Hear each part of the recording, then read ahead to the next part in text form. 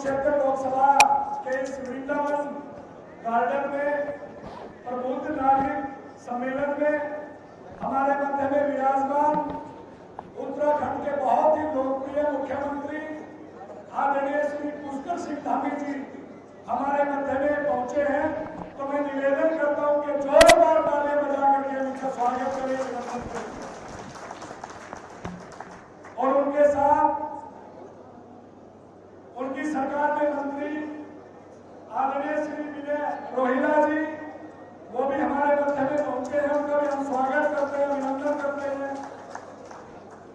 हमारे कैथल के बहुत ही लोकप्रिय विधायक आदरणीय श्री लीलाराम जी, कैथल कलायत की बहुत ही लोकप्रिय विधायिका श्रीमती कमलेश टांडा जी, हमारे हैफड के चेयरमैन आदरणीय श्री कैलाश भगत जी, और इस चुनाव में बहुत लंबे समय से हमारे बीच में रह रहे और हर गांव में हर वार्ड में जाकर के अपने प्रत्याशी के लिए प्रचार प्रसार कर रहे ऐसे हमारे आदरणीय जनरल डीपी वत्स जी,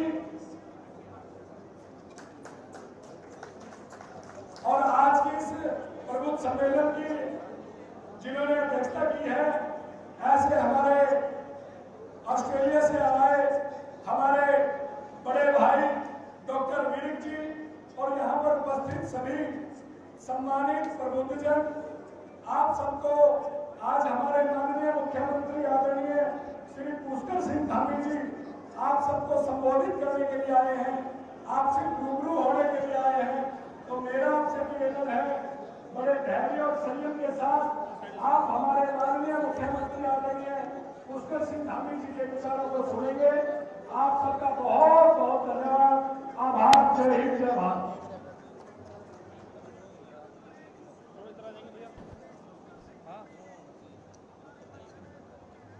धन्यवाद अध्यक्ष जी। सभी साथियों से जो साथी खड़े अब अपना अपना स्थान ग्रहण करें। सभी साथी, मैं आमंत्रित करूंगा हमारे हैफड के चेयरमैन कैलाश भगत जी आए और अपने विचार रखें। माननीय कैलाश भगत जी।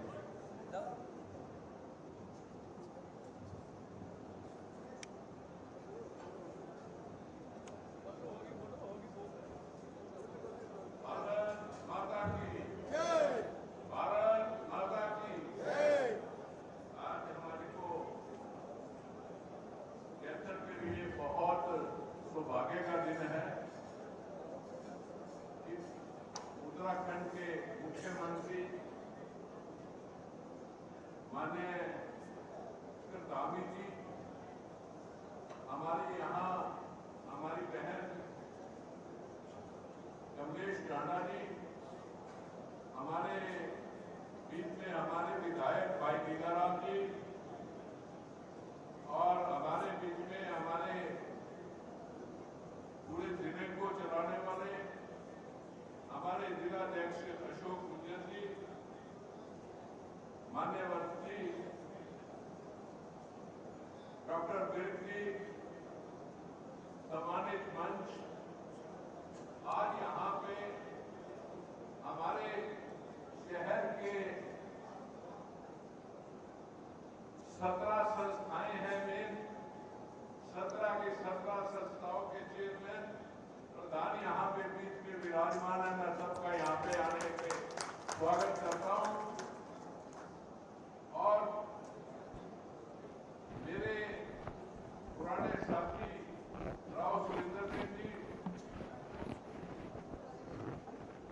हमारे यहाँ पे जितने भी शहर के मौजूद बंदे यहाँ पे आए हुए हैं, मैं तहे दिल से सबका स्वागत करता हूं। आज पूरे भारतवर्ष के अंदर एक लहर है और एक सपना है सबका कि पिछले 10 वर्षों में हमारे माननीय प्रधानमंत्री श्री नरेंद्र मोदी जी ने और पिछले 9.5 साल हमारे माननीय मुख्यमंत्री मनोहर लाल जी ने जो कार्य किए वो एक गरीब से गरीब आदमी तक, एक आम आदमी तक हर सुविधा देने का काम किया। धारा 370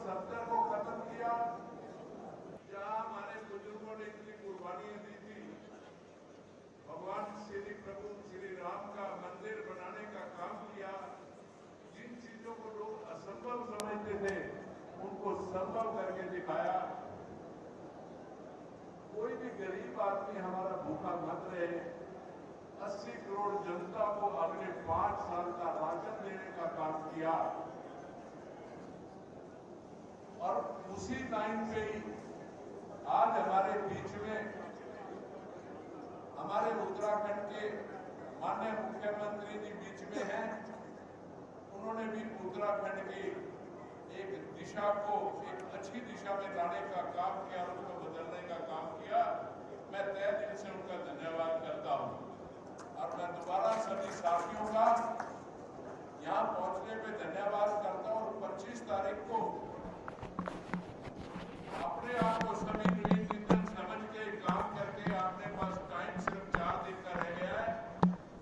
हर आदमी तुरंत रूप से काम करके और कमल का फूल खिलाने का काम करे, जिससे यहाँ से हमारे सांसद नवीन जिंदल जी जीत के जाएं और हमारे माननीय प्रधानमंत्री नरेंद्र मोदी जी के हाथों में मजबूती होगी। हरियाणा प्रदेश की 10 की 10 सीटें भारतीय जनता पार्टी विजय करके हमारे माननीय प्रधानमंत्री जी की झोली में डालेगी। जय भारत, जय हरियाणा।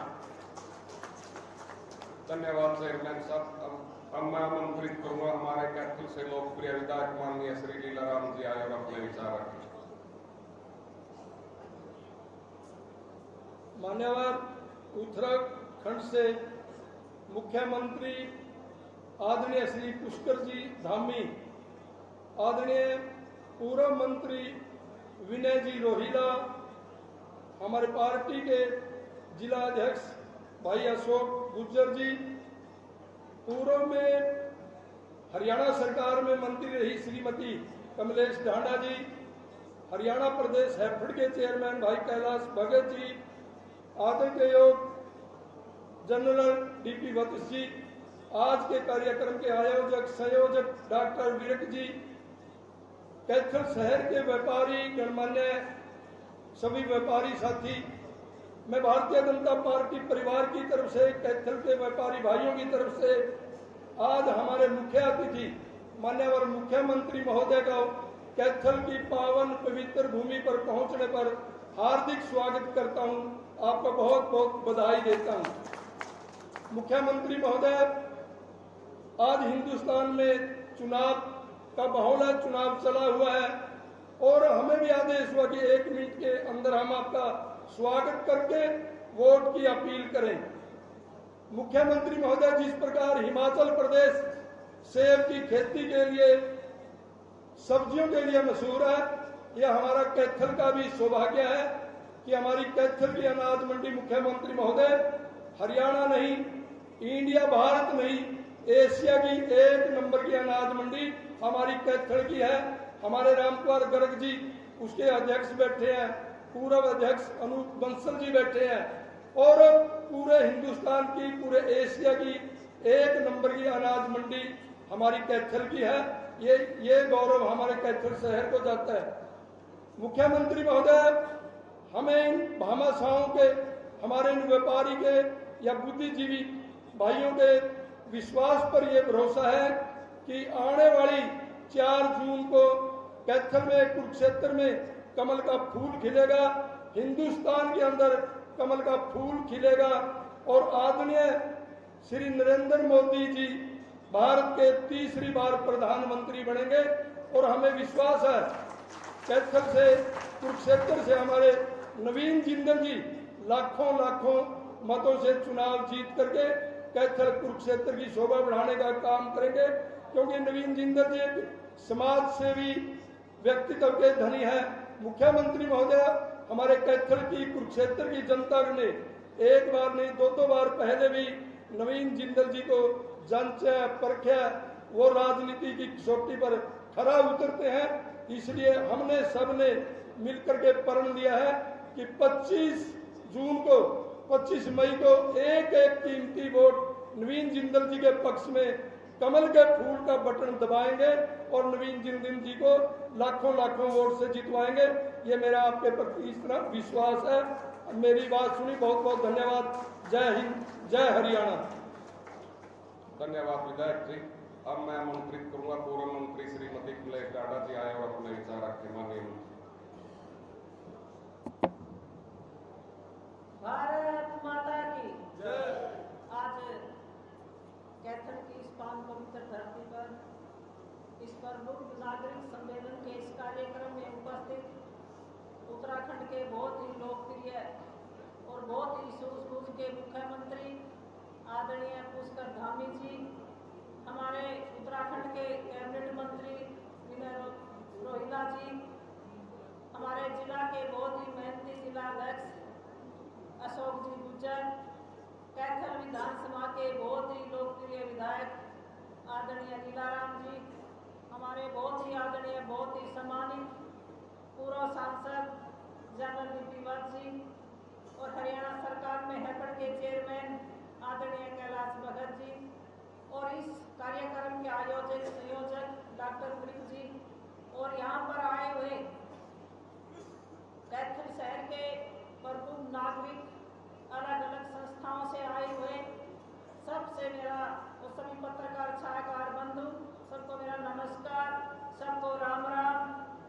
आप शहर की सारी करीब और समाज के अलग अलग जो आप यहाँ पर नागरिक बैठे हो, आप बहुत ही बुद्धिजीवी और मैं कहूँगी बड़ी सूझबूझ के नागरिक हैं।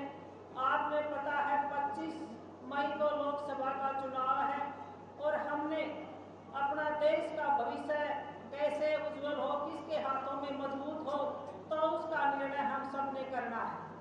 तो आप सब जानते हैं भारतीय जनता पार्टी ने देश के प्रधानमंत्री आदरणीय नरेंद्र मोदी जी ने कमल का फूल देकर हमारे प्रत्याशी भाई नवीन जिंदल जी, जो एक मशहूर उद्योगपति और समाज सेवी और एक शिक्षित बहुत ही सूझबूझ के प्रत्याशी, जो 2 बार कुरुक्षेत्र लोकसभा से एमपी रहे और उनका राजनीतिक परिवार, उनके पिताजी भी एमपी रहे, तो ऐसे प्रत्याशी आपके बीच में आए हैं और हमें बताते हैं गर्व है हमारे देश के प्रधानमंत्री आदरणीय नरेंद्र मोदी जी एक मजबूत प्रधानमंत्री हैं, जिन्होंने ऐतिहासिक ऐसे कार्य करके दिखाए।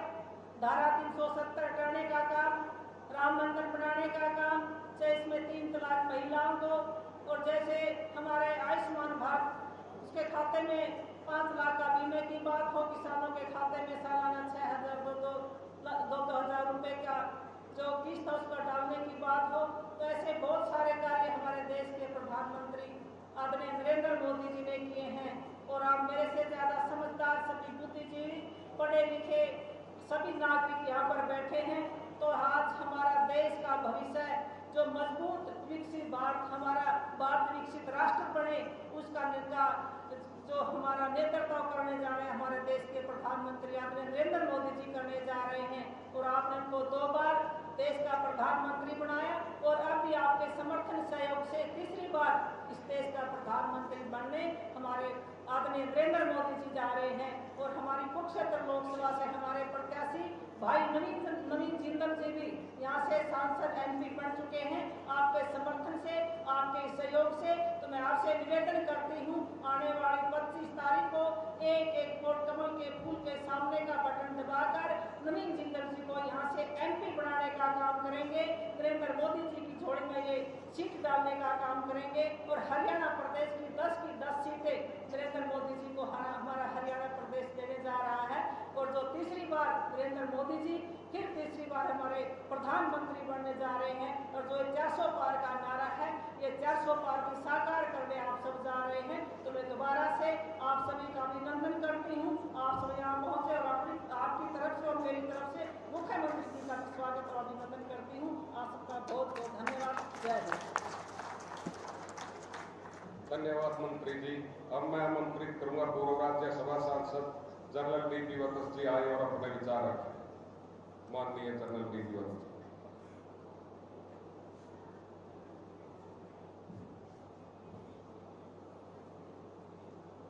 उत्तराखंड के माननीय मुख्यमंत्री पुष्कर सिंह धामी जी, लीलाराम गुज्जर जी, कमलेश ढांडा जी, भगत जी, अशोक गुज्जर जी, उत्तराखंड के मंत्री जी रोहिला जी, सम्मानित मंच, और कैथल के प्रबुद्ध नागरिकों, मैं अपने आप को बहुत गौरवान्वित महसूस करता हूँ, समझता हूँ कि उत्तराखंड के कर्मशील मुख्यमंत्री एक सैनिक पुत्र हैं, एक फौजी कंटोनमेंट में पैदा हुए हैं, तो ये गर्व की बात है। आपका व्यापारीगण, ज़्यादातर बुद्धिजीवी यहाँ मौजूद हैं। पहले भी हिंदुस्तान तक्षशिला और नालंदा के लिए मशहूर था, व्यापार के लिए मशहूर था, मगर हमारा किसी स्टेज पे आके डिफेंस कमज़ोर हुआ, सुरक्षा कमज़ोर हुई और हमें आतताइयों का सामना करके हज़ारों बरस तक यातनाएं बर्दाश्त करनी पड़ी, जिसमें जबरन धर्म परिवर्तन भी हुआ, मंदिरों को भी गिराया गया और हुकूमत भी हम पे की गई। इसमें मुझे बड़ा गर्व है कि पहले तो उत्तराखंड फौजियों की भूमि है, वीरों की भूमि है। वैसे तो देवभूमि कहते हैं, मगर देवताओं की रक्षा के लिए भी, सुरक्षा के लिए भी सैनिक बहुत ज़रूरी हैं। और हरियाणा भी हिंदुस्तान का खड़गधारी हाथ है, और ख़ासकर उत्तराखंड की कुमाऊं रेजिमेंट में भी हरियाणा के, दक्षिणी हरियाणा के हीरों का बहुत बड़ा योगदान है। तो मैं आपका अभिनंदन करता हूं और आप सबको ये कहूँगा कि देश की सुरक्षा मोदी जी के हाथों में बहुत मजबूत है। हमारी 4 बड़ी फौजों में से सबसे ताकतवर फौज में से एक है। हमारा एक्सपेंशन हो रहा है दुनिया में, हमारा बहुत बड़ा स्थान है, और उसको बरकरार रखने के लिए आप मोदी जी को, नवीन जिंदल जी को अपना कीमती वोट देके सफल बनाएं, तीसरी दफा मोदी जी को प्रधानमंत्री बनाएं। जय हरियाणा, जय हिंद। धन्यवाद जनरल साहब। अब मैं आमंत्रित करूंगा उत्तराखंड के पूर्व मंत्री विनय रोहिल्ला जी आए और अपने विचार रखे। माननीय रोहिल्ला जी। भारत माता की जोर से बोलिए। आप ऐसे क्षेत्र के वीर पुरुष बैठे हो जिनकी आवाज से जो है जगन्नाथ जगन्नाथ होती है।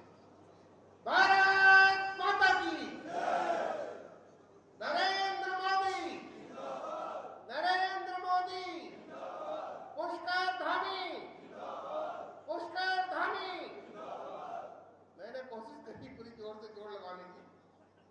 मित्रों, भाइयों और बहनों, आज इस बुद्धिजीवी सम्मेलन के अंतर्गत हम सबके बीच में सम्मानित मंच पर आदरणीय माननीय मुख्यमंत्री जी श्रीमान पुष्कर धामी जी, हम सबके बीच में ही अपने माननीय जिलाध्यक्ष जी, माननीय विधायक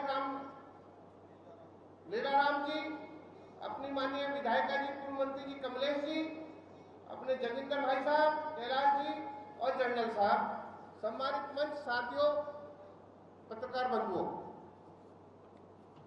मित्रों, मैं माननीय मुख्यमंत्री जी के साथ में पिछले 30-35 दिन से लगातार चुनाव प्रचार के निमित्त साथ में हूं, और आज यहां कम से कम हम ये 55वीं सभा जनसभा कार्यक्रम में आए हैं।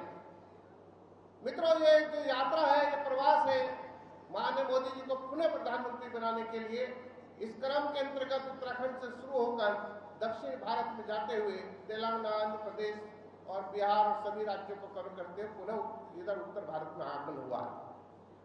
मैं समझता हूं जब तेलंगाना में माननीय मुख्यमंत्री जी पहुंचते हैं और वहां इतने भारी भरकम जन समूह के बीच में जब इतना टेम्परेचर 45 डिग्री टेम्परेचर से भी ऊपर टेम्परेचर इस समय वहां चल रहा है, अब से 20 दिन पहले, उस भारी जन समूह के अंतर्गत जब मुख्यमंत्री जी पहुंचते हैं तो लोग एक ही बात कहते हैं कि नरेंद्र मोदी जिंदाबाद, नरेंद्र मोदी जिंदाबाद, अब की बार 400 पार। जब मित्रों दूसरे राज्यों में, झारखंड में जाते हैं, तब भी 30-30 हजार के जन समूह को जब मुख्यमंत्री जी संबोधित कर रहे थे, तब भी जनता की आवाज में एक ही बार आवाज आ रही थी कि अब की बार 400 पार, नरेंद्र मोदी जिंदाबाद। मित्रों, देश का वातावरण बदल चुका है। सब लोग व्यक्ति से व्यक्ति, समूह से समूह मिलकर ये आवाज लगा रहा है कि इस बार देश को आवश्यकता नरेंद्र मोदी जी की है, और नरेंद्र मोदी जी को मुख्यमंत्री बनाने के लिए प्रधानमंत्री बनाने के लिए हम कार्यकर्ता बंधु आगे बढ़ रहे हैं। मित्रों, इसी क्रम में मैं आपको बताना चाहूंगा कि अब से कुछ साल पहले लोग अखबारों में चर्चा होती थी हजारों करोड़ों रुपए की घोटालों की, देश की जीडीपी डाउन हो गई थी, संचार घोटाला हो, जीप घोटाला हो, अनेकों घोटालों से पूरा देश इस समय चर्चित रहता था। सुरक्षा की कोई चिंता नहीं थी, देश कहां जा रहा है, कौन ले जा रहा है, किस प्रकार कौन चला रहा है, कौन बाहर का आदमी बैठ के यहाँ चला रहा है, कौन चल रहा है, कुछ पता नहीं था। आपका जब कैथल का चावल की चर्चा होती है तो पूरे देश के अंदर भारत का नाम उठ जाता है। लेकिन मित्रों, आपने उस काल को याद रखा होगा, कांग्रेस के काल को, कि उसमें चावल की चर्चा कितनी बेकार हुई, उसका प्रोडक्शन के साथ साथ उसका निर्यात कितना खराब रहा, ये आप जानते हैं, अपने मन से जानते हैं। इसी क्रम में मित्रों, जब देश के प्रधानमंत्री मोदी जी बने तो हमारे देश की चर्चा विकसित राष्ट्र के रूप में, नई अर्थव्यवस्था के रूप में होने लगी है। और इसी क्रम में उत्तराखंड ने भी अपनी पदचाप को आगे बढ़ाते हुए आज उत्तराखंड के अंदर यूसीसी एक्ट को लाकर भारत के अंदर एक नया वातावरण पैदा किया।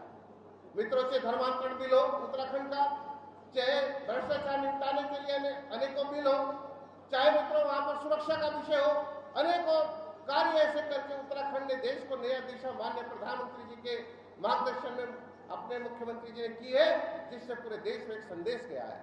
आज उत्तराखंड के अंदर निरंतर विकसित अर्थव्यवस्था डेवलप हो गई है। उत्तराखंड बीमारू राज्यों से निकलकर विकसित राज्य की ओर बढ़ चुका है। आपने देखा होगा कि इन्वेस्टर समिट हुई, उसमें लाखों करोड़ों रुपए के प्रस्ताव हुए, जिसमें 80 करोड़ से ज्यादा के लोग आजकल जमीन के अंदर प्रस्ताव सम्मिलित हो गए। मित्रों, मैं ये बताना चाहता हूं कि आज उत्तराखंड के अंदर अभूतपूर्व रूप से उन्नति और प्रगति माननीय मुख्यमंत्री जी के नेतृत्व में हो रही है।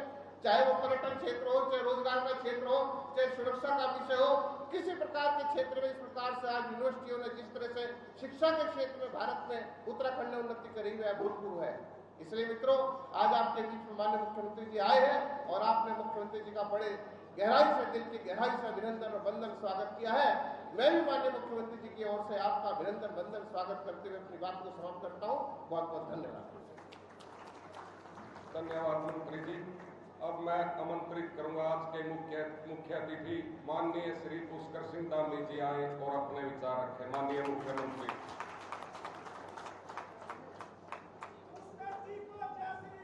जय श्री राम, जय श्री राम, जय श्री राम, जय श्री राम, जय श्री राम, जय श्री राम।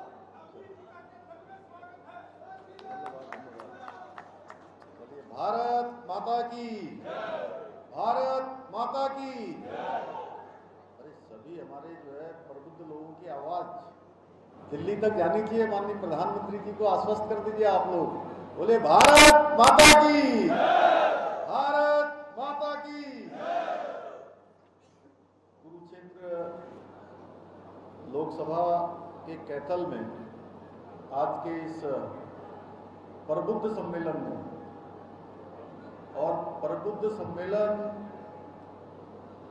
इसका अर्थ होता है कि पूरे इस लोकसभा क्षेत्र और आसपास के क्षेत्रों की, जैसे बहन जी कमलेश जी कह रही थी, क्रीम, ये क्रीम एकत्र है। उस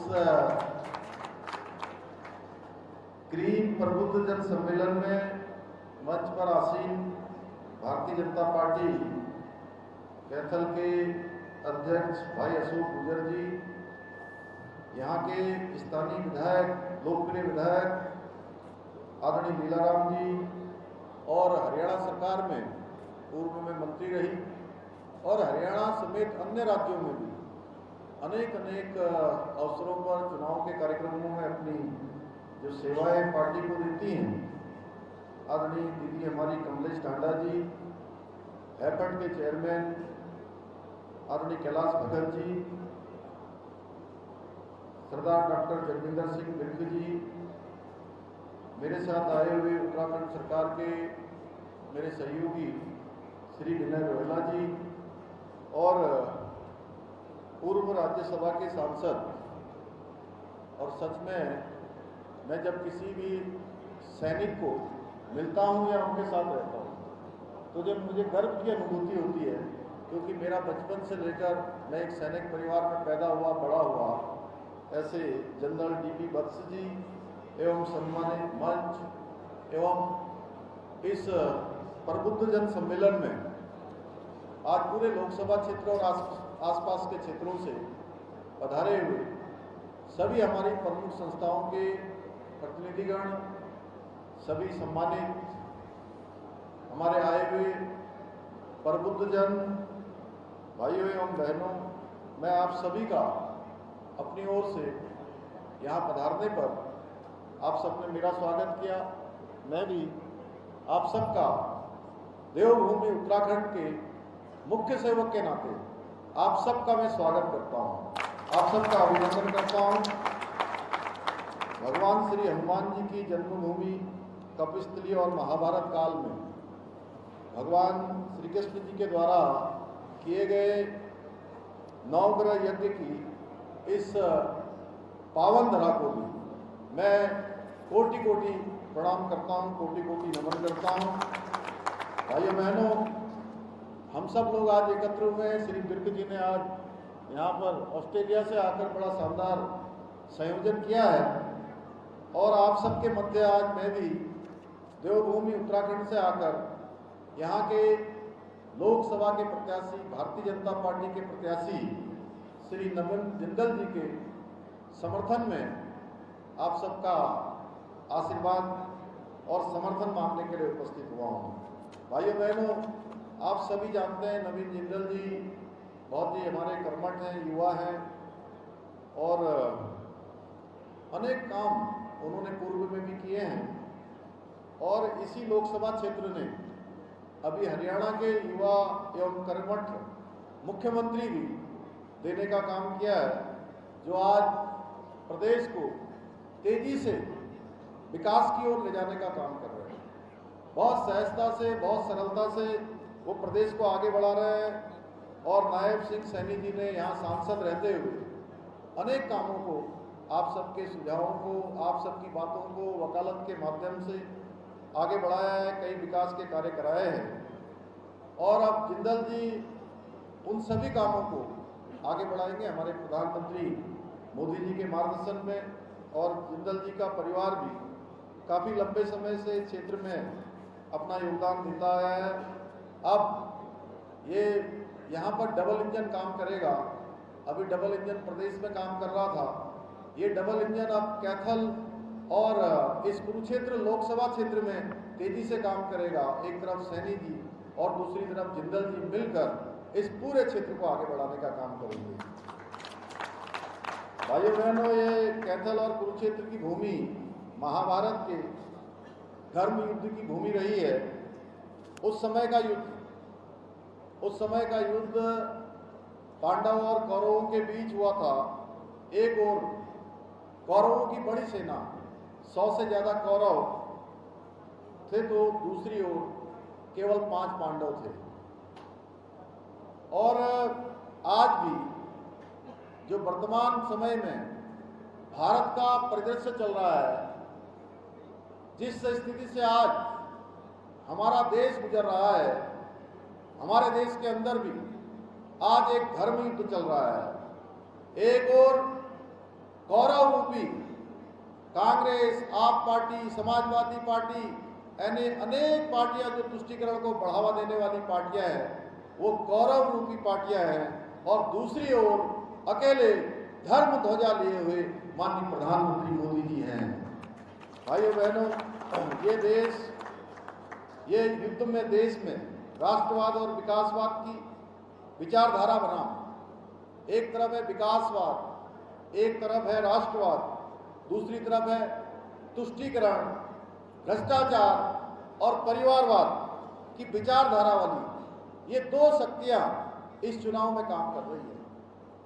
मैं आज आप सबको इस प्रबुद्ध जन सम्मेलन में ये बताने आया हूं किस प्रकार आदरणीय मोदी जी ने राष्ट्र को सर्वोपरि मानते हुए, देश को सर्वोपरि मानते हुए 140 करोड़ देशवासियों को अपना परिवार मानते हुए विकसित भारत का संकल्प लेकर निरंतर काम कर रहे हैं। एक पल भी रुके बिना, एक पल भी थके बिना। और आप सबने देखा होगा पिछले 10 वर्षों में उन्होंने एक दिन का भी विश्राम नहीं लिया है भाइयों बहनों, एक दिन का भी विश्राम नहीं लिया है। निरंतर सतत 18 घंटे, 19 घंटे, 20 घंटे तक उन्होंने काम किया है। मैं आपको एक वाकया बताता हूँ। भारतीय जनता पार्टी की संसदीय बोर्ड की बैठक हो रही थी और मुझे भी उस बैठक में सम्मिलित होना था। भाइयों बहनों, शाम को 6 बजे हमारी मीटिंग शुरू होती है और अनेक राज्यों की मीटिंग समाप्त होते होते प्रातःकाल 4 बज गया। शायद हिंदुस्तान के इतिहास में पहली ऐसी राजनीतिक पार्टी की मीटिंग होगी जो पूरी रात भर चलती है। और मैंने सोचा कि ये पूरी रात भर मीटिंग चल रही है, अब हो सकता है कि कल प्रधानमंत्री जी का कोई कार्यक्रम नहीं होगा। मैंने उनके एक सहयोगी से पूछा, क्योंकि मुझे भी उत्तराखंड राज्य की प्रतिनिधित्व के नाते उस मीटिंग में भाग लेना था, तो 3:30 बजे हमारा नंबर आया और 4 बज गया समाप्त होते हुए। तो मैंने कहा कि क्या प्रधानमंत्री जी का आज कोई कार्यक्रम नहीं है क्या? तो उन्होंने कहा कि प्रधानमंत्री जी का आज झारखंड में 10 बजे से कार्यक्रम है, उनको 8 बजे ऑन बोर्ड होना है। तो मैंने कहा अब 4 बजे जाएंगे, 4:30 बजे पहुंचेंगे, अब क्या कुछ विश्राम करेंगे क्या माननीय प्रधानमंत्री जी? तो भाइयों बहनों, आपको जानकर ये आश्चर्य होगा, उन्होंने कहा कि अब आराम करने का समय नहीं है उनका तो जागरण का समय ऑलरेडी हो चुका है, वो तो इतने बजे जग जाते हैं। और जैसे ही गाड़ी में बैठेंगे, उन्होंने आज क्या क्या काम करने हैं वो पहले से ही उनका लिखा होगा और वो काम करना शुरू कर देंगे। इस प्रकार अनवरत रूप से उन्होंने काम किया है भाइयों बहनों। एक तरफ मोदी जी हैं और दूसरी तरफ कांग्रेसी गैंग, जो अपने निजी हितों के लिए देश हित की तिंजारजली देने का काम कर रहे हैं, देश हित को पीछे छोड़ने का काम कर रहे हैं। आप सभी परिचित हैं, 2014 के बाद मोदी सरकार ने हर सेक्टर के लिए विशेष कार्य योजना बनाकर काम किया है। योजनाबद्ध तरीके से देश को आगे बढ़ाने का काम किया है। कोई सेक्टर ऐसा नहीं है जिस सेक्टर में काम न किया गया हो। समृद्ध विकास, समृद्धि, गरीब कल्याण के क्षेत्र में अनेक कीर्तिमान स्थापित हुए हैं। इसके साथ साथ जो गरीब कल्याण की योजनाएं चलाई गई, क्योंकि आप सब लोग बुद्धिजीवी लोग हैं, आप सबके माध्यम से आप समाज का एक प्रकार से मैं कहूं कि प्रतिनिधित्व करने वाले लोग हैं। मैं ये मानता हूं कि यहाँ बैठे हुए एक व्यक्ति हजारों लोगों का प्रतिनिधित्व कर रहा है। आप सबके माध्यम से हजारों लोगों तक बात जानी है। जितनी गरीब कल्याण की योजनाएं माननीय प्रधानमंत्री जी के कालखंड में शुरू हुई है, हर वर्ग के लिए, अगर हम करें किसान सम्मान निधि की बात है, आयुष्मान भारत योजना, जल जीवन मिशन की योजना, प्रधानमंत्री आवास योजना, उज्ज्वला योजना, गरीब कल्याण अन्न योजना, लखपति दीदी योजना, हर घर से नल की जल की योजनाएं, ऐसी अनेक योजनाएं भाई जो उन्होंने अपने कालखंड में शुरू की हैं। इन योजनाओं से हर एक व्यक्ति के जीवन को बदलने का अवसर मिला है, गरीबों को आगे बढ़ने का मौका मिला है। गांव, गरीब, वंचित, पीड़ित, शोषित, दलित, युवा, महिला और किसान सभी के विकास के लिए निरंतर कार्य हो रहा है। और आज़ादी के जब 100 वर्ष पूरे होंगे तो विकसित भारत का संकल्प माननीय प्रधानमंत्री मोदी जी ने लिया है भाइयों बहनों। और पिछले 10 वर्षों की अगर मैं बात करूं तो आप सब तो व्यापारी भी हैं, समाज के समृद्ध लोग भी हैं, समाज का नेतृत्व करने वाले भी हैं। हमने जो हमारी अर्थव्यवस्था दुनिया के अंदर 11वें नंबर की अर्थव्यवस्था थी, 11वें नंबर से हम 5वें नंबर की अर्थव्यवस्था उन अंग्रेजों को पछाड़कर बने हैं जिन्होंने वर्षों तक, सैकड़ों वर्षों तक हमारे देश के अंदर शासन चलाने का काम किया है। उनको पछाड़कर भारत 5वें नंबर की अर्थव्यवस्था बना है। आज बृहद स्तर पर इंफ्रास्ट्रक्चर का निर्माण हो रहा है, विश्व स्तरीय बन रहा है। प्रतिदिन 38 किलोमीटर सड़क बन रही है और पिछले 10 वर्षों में 55,000 किलोमीटर राष्ट्रीय राजमार्गों का निर्माण हुआ है। और आज़ादी के बाद से जितने हवाई अड्डों का निर्माण हुआ भाइयों बहनों, उससे ज़्यादा हवाई अड्डे पिछले 10 वर्षों में बने हैं। पिछले 10 वर्षों में 15 नए एम्स बने हैं देश के अंदर, 7 नए IIT, 7 नए IIM देश को समर्पित किए गए हैं। आज भारत रक्षा के क्षेत्र में भी आत्मनिर्भर भारत बन रहा है। 2014 से पहले आपने देखा होगा हम अन्य देशों पर रक्षा के क्षेत्र में निर्भर रहते थे। आज 70% से भी अधिक स्वदेशी रक्षा संसाधनों का इस्तेमाल हो रहा है। यही नहीं, आज 85 देशों को भारत रक्षा के उपकरण निर्यात भी कर रहा है। आज भारत में G20 का सम्मेलन होता है। एक बहुत बड़ी सामर्थ्य, पूरी दुनिया ने भारत की सामर्थ्य भी देखी, संस्कृति को भी देखा। हमारा चंद्रयान चंद्रमा में जाकर स्थापित हो जाता है, आदित्ययान का सफल प्रक्षेपण हो जाता है, कोरोना में कोरोना रोधी वैक्सीन बन जाती है। भाइयों बहनों, ऐसे अनेक काम जो देश के अंदर हुए हैं, अगर हम इन सब को ठीक से देखेंगे, विचार करेंगे, तो हमको लगेगा जो अभी शुरुआत में यहाँ तक्षशिला और नालंदा की बात हो रही थी, नालंदा और तक्षशिला जैसे विश्वविद्यालय पूरी दुनिया को ज्ञान विज्ञान देने का काम जहाँ से शुरू हुआ, वह भारत फिर से मोदी जी के नेतृत्व में विश्व गुरु बनने की ओर अग्रसर हो रहा है। इसके साथ ही मोदी जी के नेतृत्व में अनेक ऐतिहासिक निर्णय देश के अंदर लिए गए, चाहे वो कश्मीर के अंदर धारा 370 समाप्त हो या देश में CAA का कानून लाया गया हो। भाइयों बहनों, इसके साथ ही चाहे 3 तलाक जैसी कुप्रथा से मुक्ति मिली हो या पुलवामा में अटैक होता है तो ऐतिहासिक निर्णय सर्जिकल स्ट्राइक भी होती है। भाइयों बहनों, ये सारे काम मोदी जी के नेतृत्व में हुए। इतना ही नहीं, हम सब लोग जिनका नाम हर क्षण लेते हैं, हर पल लेते हैं, प्रभु श्री राम, जिनका लंबे समय से हम सब देशवासियों को, राम भक्तों को, राष्ट्र भक्तों को जिसकी प्रतीक्षा थी कि जहां भगवान पैदा हुए वहां उनका मंदिर बनना चाहिए, वो अपने घर में विराजित होने चाहिए।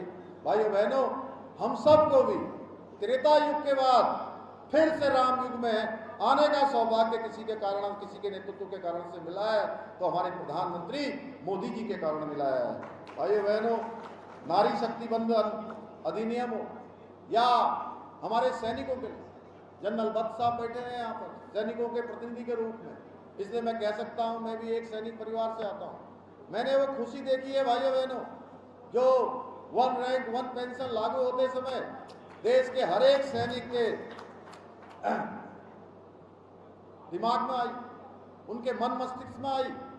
40 सालों तक वो प्रतीक्षा कर रहे थे, उनकी प्रतीक्षा को समाप्त करने का काम भी किसी और ने नहीं किया, हमारे प्रधानमंत्री मोदी जी ने ही सैनिकों को 1 रैंक 1 पेंशन दी। इसके साथ ही सैनिकों को जो मिलने वाली सुविधाएं, जो सियाचिन में अन्य हिमपात वाली जगह पर अपनी सेवाएं देते हैं, वहाँ उनको अच्छे उपकरण नहीं मिलते थे, अच्छे उनको जैकेट नहीं मिलते थे, अच्छे उनको बूट नहीं मिलते थे, अच्छे खाने की सामग्री नहीं मिलती थी। भाइयों बहनों, मोदी जी के आने के बाद जहाँ अच्छे उपकरण मिलने लगे, अच्छी जैकेट मिलने लगी, अच्छी बूटें मिलने लगी।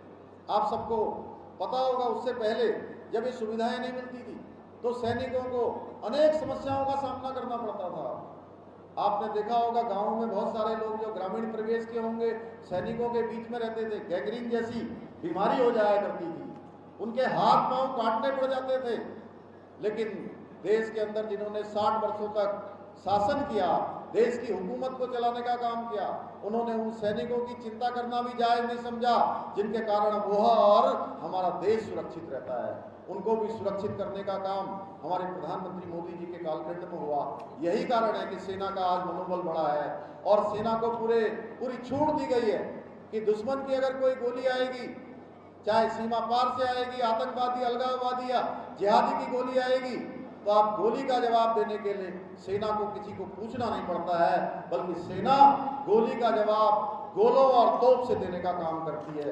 ये नया भारत बनाने का काम मोदी जी ने किया है। भाइयों बहनों, मुझे ये बताते हुए खुशी हो रही है कि हमारे देश के अंदर देश की आज़ादी से लेकर लगातार एक संकल्प रहा कि देश के अंदर रहने वाले हर एक व्यक्ति के लिए, चाहे वो किसी वर्ग का हो, किसी पंथ का हो, किसी समुदाय का हो, किसी जाति का हो, हर किसी के लिए एक समान देश के अंदर कानून होना चाहिए। यानी कि एक के लिए अलग कानून है, दूसरे के लिए अलग कानून है। भाइयों बहनों, हमने उत्तराखंड के अंदर देवभूमि में यूसीसी का बिल, समान नागरिक संहिता यानी कि सबके लिए एक समान कानून, ये विधेयक हमारा उत्तराखंड में बन गया है। और हमारे प्रधानमंत्री मोदी जी के नेतृत्व में ये समान नागरिक संहिता यूसीसी का संकल्प भारतीय जनता पार्टी के संकल्प पत्र में इस बार देश के समक्ष प्रस्तुत किया गया है कि आने वाले समय में पूरे देश के अंदर समान नागरिक संहिता लागू होगी। इसके साथ साथ जहां हरियाणा में आदरणीय खट्टर जी के नेतृत्व में जो एक बड़ा यहाँ पर पेपरों का, पर्चे का, नौकरी का जो खेल चलता था, भाइयों बहनों, वो समाप्त हुआ। उत्तराखंड के अंदर भी हमने सख्त नकल अध्यादेश लागू करके ये जो खिलवाड़ होता था नौजवान युवाओं के भविष्य के साथ, वो खिलवाड़ अब बंद कर दिया है। इसके साथ ही आप सबके मन में जब उत्तराखंड की बात आती है, देवभूमि की बात आती है, तो आपका जो भाव है वो बदल जाता है। वो सुनते हैं कि भाई देवभूमि के लोग हैं, देवभूमि है, देवभूमि का कैसा स्वरूप होना चाहिए। देवभूमि जिस स्वरूप में पूरी दुनिया के अंदर जानी जाती है, वो स्वरूप हमेशा बना रहना चाहिए। भाइयों बहनों, पिछले सालों में देवभूमि के इस स्वरूप को छेड़छाड़ करने का प्रयास हुआ है। हमने प्रयास किया संकल्प लेकर कि हम देवभूमि के मूल स्वरूप को किसी कीमत पर खराब नहीं होने देंगे, इससे छेड़छाड़ नहीं होने देंगे। हमने जहां धर्मांतरण का सख्त कानून बना दिया, दंगा रोकने का दंगा रोधी कानून बना दिया, और बड़े पैमाने पर जो वहां लैंड जिहाद होता था, उस लैंड जिहाद के खिलाफ कार्रवाई करके हजारों हजार एकड़ जमीन आज हमने अतिक्रमण से मुक्त करवा दी है। आप आएंगे, आपको बदलता हुआ उत्तराखंड दिखाई देगा भाइयों बहनों। इसके साथ साथ महिलाओं के बारे में 36 आरक्षण हमने वहां किया है, 10% उत्तराखंड के हमारे राज्य आंदोलनकारी हैं उनके लिए भी किया है। भाइयों बहनों, ये सारा का सारा जो भी निर्णय हो रहे हैं, चाहे हरियाणा में हो रहे हैं, उत्तराखंड में हो रहे हैं, या अन्य भारतीय जनता पार्टी शासित प्रदेशों में हो रहा है, ये सारे निर्णय केवल और केवल भारतीय जनता पार्टी की सरकारें ही इस प्रकार के निर्णय ले सकती है, राष्ट्रहित के निर्णय ले सकती हो। ये आपको अब फैसला करना है कि एक और तो है विकास और संतुष्टिकरण के मॉडल वाली भाजपा, और दूसरी ओर देश में तुष्टिकरण, भ्रष्टाचार और परिवार की जनक ये कांग्रेसी और इंडी गठबंधन के लोग हैं। कांग्रेस घमंडिया गैंग झूठ और भ्रम फैलाकर फिर से सत्ता हासिल करना चाहते हैं। 2014 के बाद जो इनको भ्रष्टाचार का मौका नहीं मिला है, ये किसी तरह से सत्ता में आकर फिर से वही खेल खेलना चाहते हैं, फिर से देश को भ्रष्टाचार के गर्त में धकेलना चाहते हैं। लेकिन मैं आपको बताऊं, पूरे देश के अंदर मुझे चुनाव में अनेक स्थानों पर राज्यों में जाने का अवसर मिला है। पूरे देश के अंदर इस बार एक ही चर्चा है कि एनडीए की सरकार बनने वाली है, भाजपा की सरकार बनने वाली है, और मोदी जी तीसरी बार प्रधानमंत्री बनने वाले हैं। भाइयों बहनों, ये गठबंधन कोई सरकार बनाने का इनका गठबंधन नहीं है। ये गठबंधन केवल लोगों को भ्रम में डालने का गठबंधन है। ये गठबंधन ठगबंधन है, और ये गठबंधन अपनी पार्टियों के अस्तित्व को और अपने परिवारों को बचाने का गठबंधन है, अपने भ्रष्टाचार को छुपाने का गठबंधन है। भाइयों बहनों, ये लोग राष्ट्रहित के मुद्दों से लेकर जनहित के सारे फैसलों में जनता को भ्रमित करने का काम करते हैं। लोकतंत्र को खतरा बताने वाले कांग्रेसी गैंग ने हमेशा देश के लोकतंत्र का उपहास किया है। पहले इमरजेंसी लगाकर देश की जनता के मौलिक अधिकारों को छीनने का काम और लोकतंत्र का सरेआम माखौल उड़ाने का काम इन्होंने किया है। ये लोग राष्ट्रपति हो, उपराष्ट्रपति हो, ऐसे जो सर्वोच्च हमारे संवैधानिक पद हैं, उनके लिए भी अपमानजनक भाषा और उनकी भद्दी नकल करते हैं। आप सब लोगों ने देखा होगा किस प्रकार से संसद चल रही थी, किस प्रकार का मजाक इनके पार्टी के शहजादे कर रहे थे। ये देश की किसी भी संवैधानिक संस्था का भी सम्मान नहीं करते हैं। सुप्रीम कोर्ट हो, चुनाव आयोग हो, ईडी हो, सीबीआई हो, यहाँ तक कि ये लोग देश की सेना पर भी सवाल उठाने से पीछे नहीं हटते हैं। भाइयों बहनों, इसमें भी अपनी बहादुरी समझते हैं, सर्जिकल स्ट्राइक के सबूत मांगते हैं, सेना का अपमान करते हैं, सेना का मनोबल गिराने का काम करते हैं। भाइयों बहनों, इस कांग्रेसी घमंडिया गैंग ने श्री राम और सनातन धर्म का भी उपहास उड़ाने का काम किया है। ये राम को कहते हैं कि राम काल्पनिक है, सनातन के बारे में कहते हैं कि सनातन धर्म ये वायरल फीवर है, ये मलेरिया है, ये मच्छर है, ये डेंगू है। इस प्रकार की भाषा का इस्तेमाल करते हैं। इन्होंने भगवान राम को काल्पनिक बताते हुए अयोध्या में श्री राम मंदिर बनने का भी हर प्रकार से विरोध किया था। अब जब श्री राम का मंदिर बन गया आज भी उसमें ये मीन मेघ निकालने से पीछे नहीं हटते हैं, कोई न कोई बात जरूर करते हैं जिनसे लगता है कि ये राम मंदिर के कभी पक्षधर नहीं थे। भाइयों बहनों, तुष्टीकरण के फेर में ये लोग रामचरित जैसे पवित्र ग्रंथ को जलाने तक की भी बात सरेआम कह देते हैं। भाइयों बहनों, सत्ता हासिल करने के लिए कांग्रेस ने ये गठबंधन नहीं किया है, ये ठगबंधन किया है। आप देखिए, मैं अभी पंजाब गया था, पंजाब में मैं देख रहा हूं कि आप पार्टी और कांग्रेस पार्टी दोनों पार्टियां एक दूसरे को गाली दे रही है ना, अलग अलग चुनाव लड़ रही हैं। आप सबको पता है, हमारे विद्वान अधिवक्ता लोग बैठे हैं, बताएंगे। पंजाब में अलग अलग चुनाव लड़ रहे हैं और हरियाणा में, दिल्ली में गलवैया कर रहे हैं। आप बताइए, एक दूसरे को ठगने का काम कर रहे हैं कि नहीं कर रहे हैं? अरे बुद्धिजीवी लोगों की आवाज तो आनी चाहिए कि मैं अगर जो बात कर रहा हूं तो ये सिर्फ और सिर्फ जनता को ठगने के लिए अलग अलग होने का ढोंग करते हैं। असल में ये सब भ्रष्टाचार, तुष्टीकरण, परिवारवाद में, घपले घोटाले में एक दूसरे के पक्के साझेदार हैं। भाइयों बहनों, मुगल प्रेमी कांग्रेस गैंग के घोषणा पत्र में जो मुस्लिम लीग का घोषणा पत्र होता है, मुस्लिम लीग की पूरी छाप इनके घोषणा पत्र में नजर आती है। ये कहते हैं कि हम पर्सनल लॉ लागू करेंगे। भाइयों बहनों, ये लोग हमारे SC, ST और OBC भाई बहनों का हक छीनकर अपने चहेते समुदाय को देने वाले हैं। कर्नाटका में इन लोगों ने अन्य पिछड़ा वर्ग में एक वर्ग विशेष के लोगों को शामिल कर दिया और उनको आरक्षण देना प्रारंभ कर दिया। अब ये लोग इस प्रकार का ये मॉडल पूरे देश के अंदर लागू करना चाहते हैं।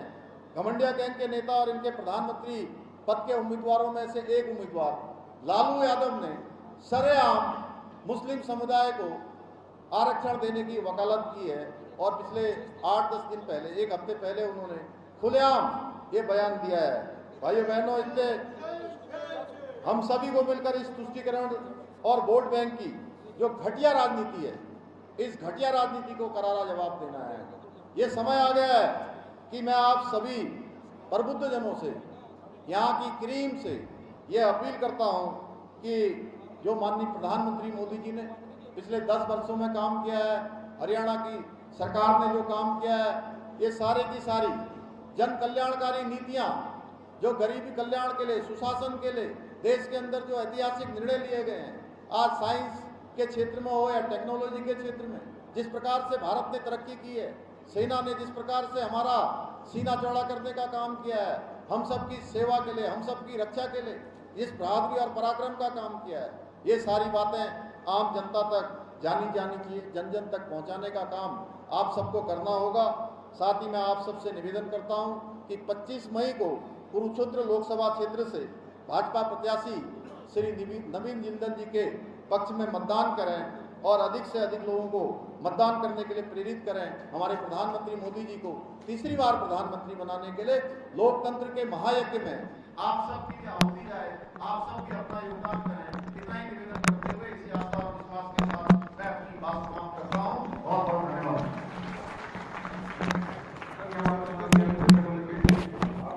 मुख्यमंत्री जी को आपके कार्यक्रम कैसे होगा,